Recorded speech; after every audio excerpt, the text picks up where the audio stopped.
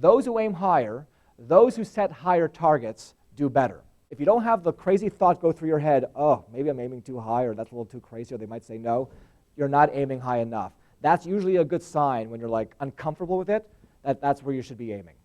A few years ago, after my divorce, I started dating again. And I went up to Napa Valley with this woman. Anybody ever been to Napa Valley, California, wine country? Yes, okay. Went to Napa Valley, and we went to this very fancy restaurant, very expensive restaurant. And I drink wine, but I don't ever spend money on wine. I'm very cheap when it comes to wine. I've never spent more than $40 on a bottle of wine, never. Anyway, we're in this very fancy restaurant, sitting by the fire. It's a very romantic evening, and they bring me this wine list.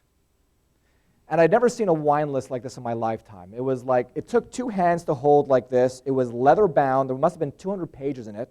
It was heavy. It was like they just handed me like the Dead Sea Scrolls or something. I'd never seen something like this. And I open up the first page, $18,000. My face got red. I started sweating. I was like, what kind of restaurant is this? I'm trying not to seem like weak in front of this lady who's just looking at me. And very quickly, I started turning the pages, looking for a cheaper bottle of wine. And they were getting cheaper, but not by that much. $17,000, $15,000, $10,000. 20 minutes later, after this date, she never saw me again, by the way. I made a fool of myself. Yeah, she picked the restaurant, yeah. 20 minutes later, I get to page 124, and finally, there was a bottle of wine that was $250. Oh, I said, finally, a cheap bottle of wine. And I wound up ordering a $250 bottle of wine that night. Don't forget, I have never spent more than $40 in my lifetime. This is what we call anchoring, which means you want to always be the first one to set the reference point in a negotiation. You want to be the first one out of the gate to set the tone, set the reference point, set the first price, set the first position. Don't ever let the other party do it first.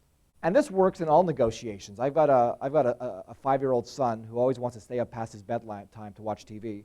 And he always used to say, Daddy, can I spend another hour tonight after an extra hour to watch TV? And I always say, no, Rocky. His name's Rocky. No, Rocky.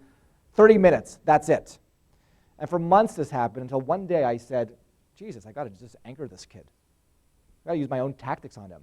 The next night I said, Rocky, tonight, before he had a chance to say 1 hour, I said, tonight, you can have TV for 5 more minutes. That's it. He said 10 minutes. I said, you got yourself a deal. I saved 20 minutes from anchoring my son first. Taking risks. Taking risks. The person willing to suffer uncertainty has a better chance to tip the balance of power in their favor than those less bold. Negotiation is risky. It's all risky. It's all risk-taking. I could have you in a room with me for 4 days teaching you all the tactics and strategies of negotiation, and everything I would teach you would be risky. Nothing is ever going to work 100% of the time. Most people, when they negotiate, are risk-averse. They hate taking risk. If you're willing to take some risk when you negotiate, you gain leverage in that negotiation because most people are not willing to take risk.